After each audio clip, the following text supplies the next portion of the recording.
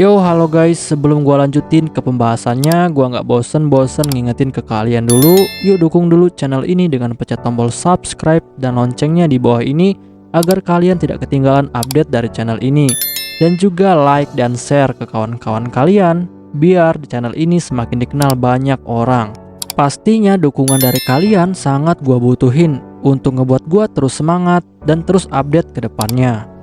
Oke, kalau gitu, kita langsung lanjut aja ke pembahasannya.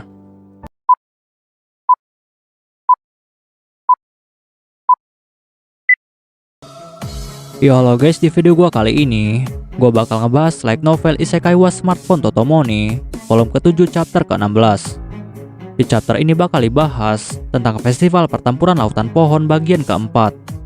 Untuk kalian yang belum nonton chapter sebelumnya, silahkan ditonton terlebih dahulu.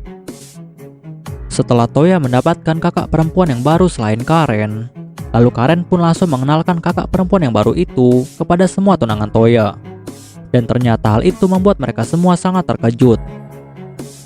Lalu Karen bilang kepada semua tunangan Toya bahwa nama kakak perempuan kedua Toya itu adalah Mochizuki Moroha. Sehingga dia saat ini memiliki dua orang adik, yaitu Moroha dan juga Toya. Dan setelah mereka semua saling berkenalan, Linze pun langsung memberitahu Moroha jika sebenarnya mereka semua telah bertunangan dengan Toya. Tetapi Moroha yang mendengar hal itu, ternyata dia tidak terkejut sama sekali. Dan malahan Moroha bilang kepada mereka jika dia sudah tahu tentang hal itu. Bahkan dia juga telah tahu tentang mereka semua. Sedangkan Linze yang mendengar hal itu, dia pun menjadi sangat terkejut. Karena dia tidak tahu kenapa Moroha bisa mengetahui tentang mereka. Padahal selama ini, mereka tidak pernah bertemu satu sama lain. Sedangkan Moroha yang melihat Linze sangat terkejut, dia pun ternyata hampir keceplosan dan hampir saja mengatakan jika dia selalu mengawasi mereka dari atas karena dia adalah seorang dewa. Tetapi untungnya dia tidak jadi mengatakan hal ini. Dan untuk mencegah semua orang menjadi curiga, Karen pun dengan cepat bilang kepada mereka semua. Karen bilang, jika Moroha bisa tahu tentang mereka semua adalah karena dia sebelumnya telah memberitahu Moroha lewat pesan surat. Lalu setelah itu, Linze pun bertanya kepada Moroha, apa yang sedang dia lakukan di tempat ini? Dan Moroha pun lalu menjawab bahwa dia datang ke sini karena dia hanya ingin menguji kekuatannya. Tetapi sayangnya dia kalah karena tim di dalam kelompoknya terlalu lemah.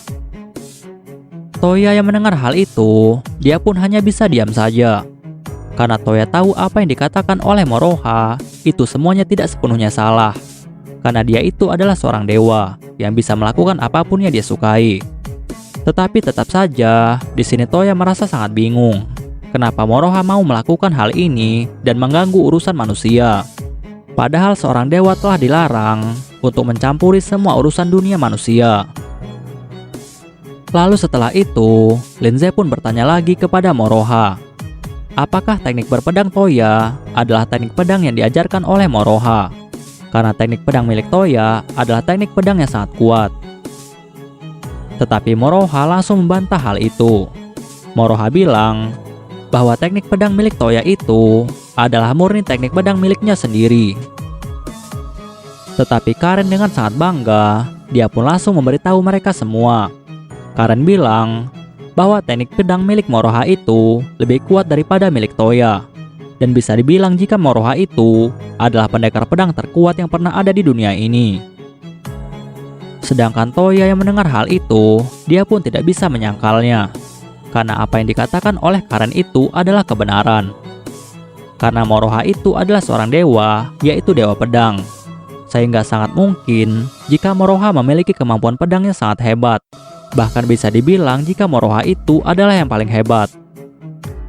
Tetapi tiba-tiba, Sue pun lalu bilang kepada semua orang bahwa pertarungan Yae akan segera dimulai. Dan yang akan menjadi lawan dari Yae adalah seorang petarung dari suku Bals. Dan Toya yang melihat hal itu, dia pun menjadi sangat terkejut. Karena ternyata yang akan menjadi lawan Yae adalah petarung yang terlihat sangat kuat. Bahkan orang itu terlihat sangat berbeda dari orang suku Bals yang pernah dia lawan sebelumnya. Dan lawan Yae kali ini adalah seorang pria besar yang menggunakan senjata kapak. Dan saat pertandingan telah dimulai, ternyata pria itu langsung menyerang Yae secara langsung dengan mengangkat tangan kanannya tinggi-tinggi. Sedangkan Yae yang menyadari serangan itu, dia pun dengan cepat langsung melangkah mundur untuk menghindarinya. Di sisi lainnya, Moroha yang menonton pertandingan itu di bangku penonton, dia pun dengan santai lalu mulai berkomentar. Moroha bilang bahwa yang akan memenangkan pertandingan ini pasti adalah Yae. Dan ternyata benar saja, saat pria itu mulai melakukan serangan kedua kepada Yae, ternyata serangan itu terus saja dihindari oleh Yae. Bahkan serangan itu dihindari dengan sangat mudah, seolah-olah Yae sedang menunggu suatu kesempatan. Dan kemudian, setelah Yae menemukan sebuah celah, Yae pun langsung dengan cepat berpindah posisi dan siap melakukan serangan balik. Lalu dalam waktu yang sangat singkat, Yae pun akhirnya berhasil menebas pria itu dengan serangannya sangat telak. Dan dengan ini, Yae pun akhirnya berhasil menang di dalam pertempuran kali ini. Bahkan Moroha yang melihat kemampuan pedang milik Yae, dia pun mulai merasa tertarik kepada Yae. Lalu setelah itu, pertarungan pun terus berlanjut antara suku Rauli melawan suku Bals. Tetapi untungnya Hildy dan juga Pam berhasil menang dengan sangat telak. Dan dengan ini suku Rauli pun akhirnya berhasil masuk ke babak final. Lalu setelah itu, akhirnya suku Bals yang kalah akan melawan suku lainnya untuk bisa masuk ke babak final.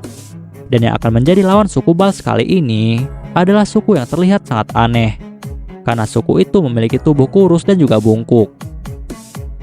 Dan setelah pertarungan dimulai, ternyata petarung dari suku Bals terlihat lebih unggul. Tetapi tidak butuh waktu yang lama, tiba-tiba saja petarung dari suku Bals langsung terjatuh dan tergeletak di atas tanah.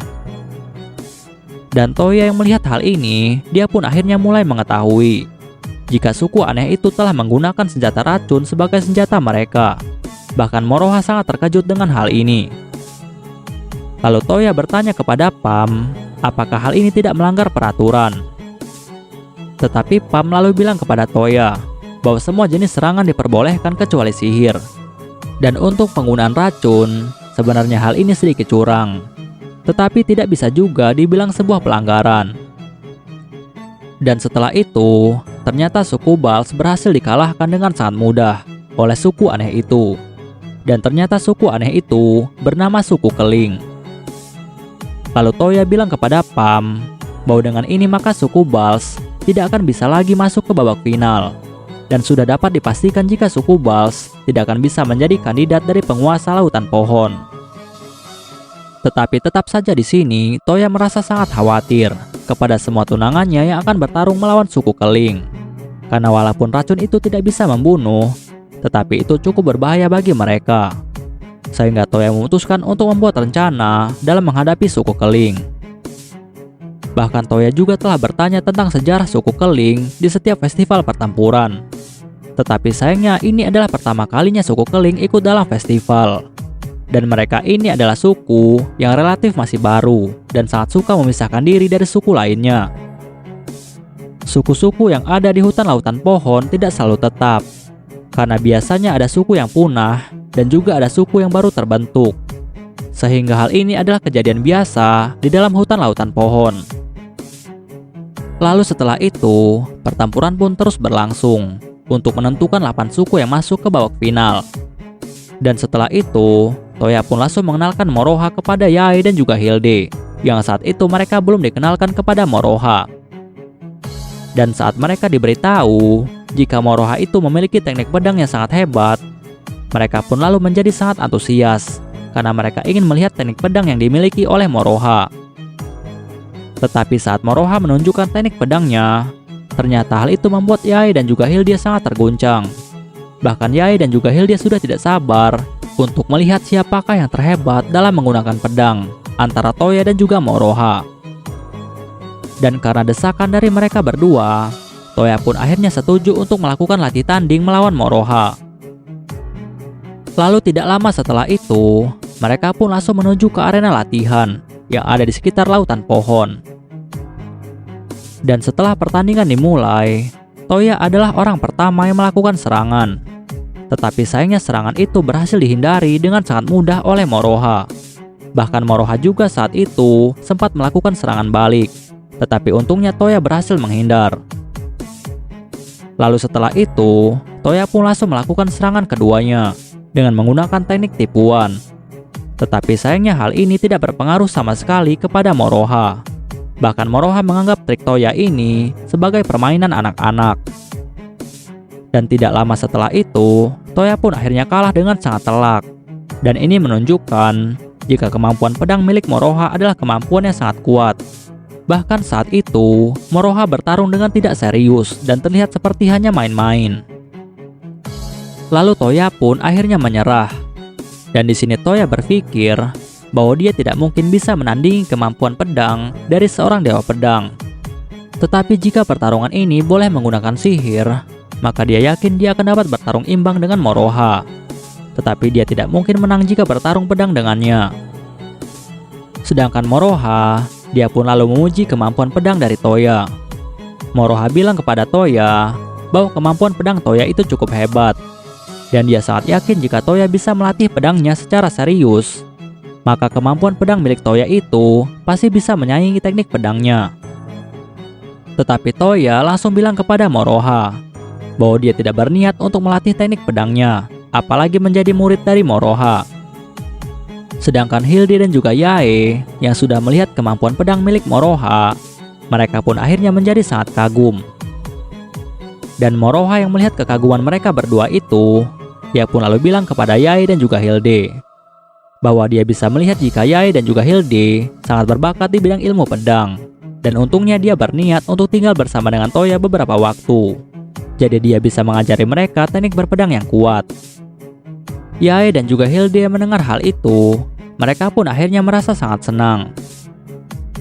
Lalu setelah pertarungan mereka selesai, ternyata pertarungan itu telah menyita banyak perhatian dari semua suku yang ada di hutan lautan pohon.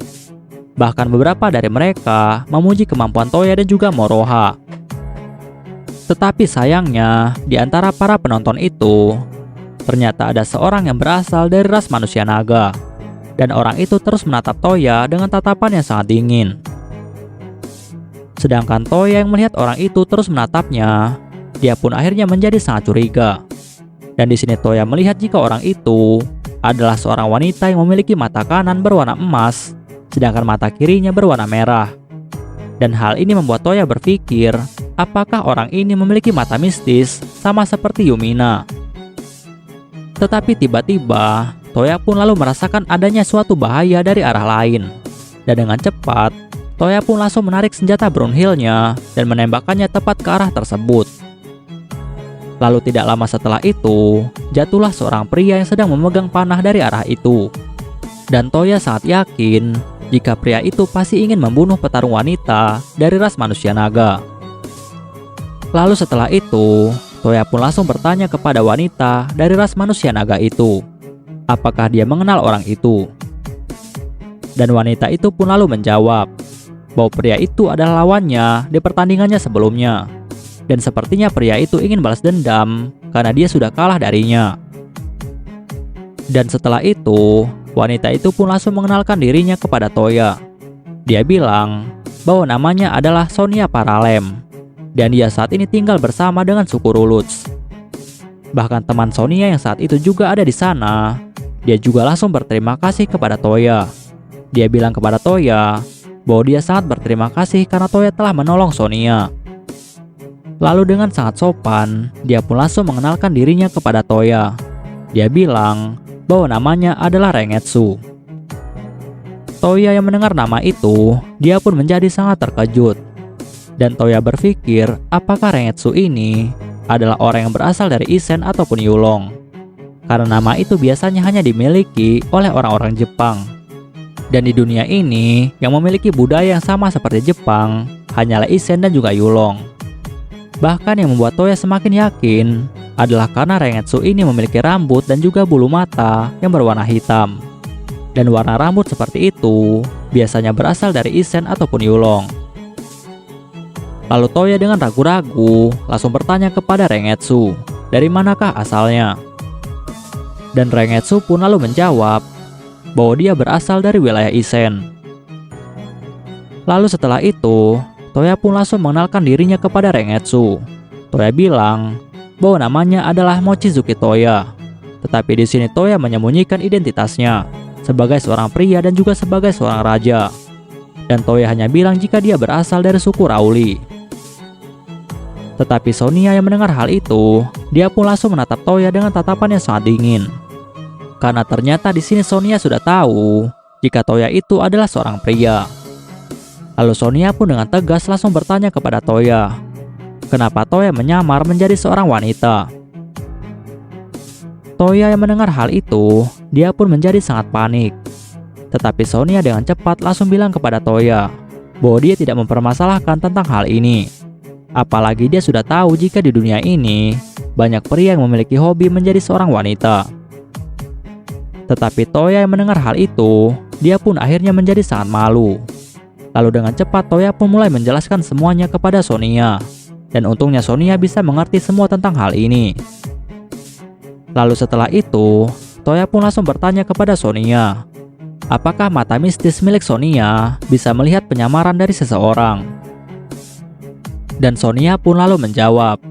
Sonia bilang bahwa dia memiliki mata mistis yang bernama mata mistis revelasi. Dan dengan kemampuan matanya ini, dia bisa melihat hampir semua tipuan visual, baik itu karena sihir ataupun tidak. Tetapi dia lebih suka jika Toya mau merahasiakan tentang hal ini. Dan akhirnya terciptalah kesepakatan antara mereka berdua. Untuk Sonia, dia tidak akan membocorkan tentang Toya yang seorang laki-laki. Sedangkan Toya, dia akan merahasiakan tentang mata mistis milik Sonia. Lalu setelah itu, Sonia pun lalu bertanya kepada Toya, siapakah wanita yang dilawan Toya saat itu? Dan Toya pun lalu menjawab bahwa wanita itu adalah kakak perempuannya, dan namanya adalah Mochizuki Moroha. Dan Moroha itu adalah anak kedua, sedangkan dia adalah anak ketiga. Dan setelah obrolan mereka selesai, Rengetsu dan juga Sonia pun langsung kembali ke tempat mereka. Tetapi setelah itu, Pam tiba-tiba datang menemui Toya. Dan Toya bilang kepada Pam bahwa suku Bal saat ini sudah kalah dan tidak akan bisa lagi menjadi lawan bagi suku Rauli, sehingga Pam tidak perlu khawatir. Tetapi Pam lalu bilang kepada Toya bahwa memang benar saat ini suku Bals tidak akan bisa lagi mengganggu suku Rauli. Tetapi tetap saja dia sangat berharap jika dia bisa mendapatkan bayi dari Toya. Toya yang mendengar hal itu, dia pun menjadi sangat gugup. Dan untungnya di sini Pam masih mengingat janjinya jika dia tidak akan meminta bayi kepada Toya jika suku Rauli bisa menang. Dan hal ini membuat Toya menjadi sangat lega. Lalu Toya bertanya kepada Pam, apakah jika suku Rauli bisa menang, maka mereka akan membuat hukum untuk mengusir suku Bals? Dan Pam yang mendengar hal itu, dia pun lalu termenung. Dan setelah itu, Pam bilang kepada Toya bahwa kemungkinan mereka akan membuat hukum seperti itu. Tetapi mereka juga akan membuat hukum lain yang akan membuat suku Rauli diuntungkan. Dan Toya pun langsung memberikan sebuah ide kepada Pam. Toya bilang, bagaimana jika suku Rauli membuat hukum agar festival pertempuran selanjutnya diadakan secara terpisah untuk laki-laki dan juga untuk perempuan, sehingga hal ini akan menguntungkan bagi suku Rauli yang semua anggotanya adalah perempuan. Pam yang mendengar hal itu, dia pun lalu merasakan jika ide itu cukup bagus untuk suku Rauli. Karena dengan begitu maka suku Rauli dapat membuat diri mereka setara dengan para pria. Lalu dengan cepat, Pam pun langsung pergi untuk memberitahu suku wanita yang lainnya tentang ide ini. Tetapi Toya lalu berpikir, apakah dia sudah memberikan sebuah ide yang benar kepada Pam? Karena dia takut jika idenya nanti akan membuat masalah yang baru. Tetapi tiba-tiba, roh pohon agung datang menemui Toya. Dan dia bilang kepada Toya, jika ide itu bukanlah ide yang buruk. Karena nantinya dengan adanya hukum itu, maka wanita nantinya akan mendapatkan hak kesetaraan. Dan setelah itu, Toya pun langsung pergi untuk bertemu dengan yang lainnya yang sudah menunggunya di kursi penonton. Tetapi saat Toya menuju ke sana, dia pun lalu melihat ada seorang dari suku Keling terlihat sedang memasuki hutan. Dan awalnya Toya hanya berpikir bahwa dia hanya ingin ke kamar kecil. Tetapi ternyata hal ini nantinya akan menjadi suatu masalah yang sangat besar. Oke guys, pembahasan di chapter kali ini selesai sampai di sini dulu, dan bakal dilanjut lagi di chapter selanjutnya. Untuk kalian yang ingin membaca novelnya atau mau membaca judul novel yang lainnya, kalian bisa klik link yang sudah gua sediakan di deskripsi. Tetapi sebelum kalian tutup video ini, tolong beri dukungan kalian untuk channel ini dengan cara pencet tombol subscribe dan juga aktifkan loncengnya. Dan juga jangan lupa untuk like video ini dan beri komentar untuk membangun channel ini lebih maju lagi. Dan untuk kalian yang ingin membantu channel ini dengan cara berdonasi, silahkan cek link donasinya yang udah gue sediakan di deskripsi. See you next time. Bye bye.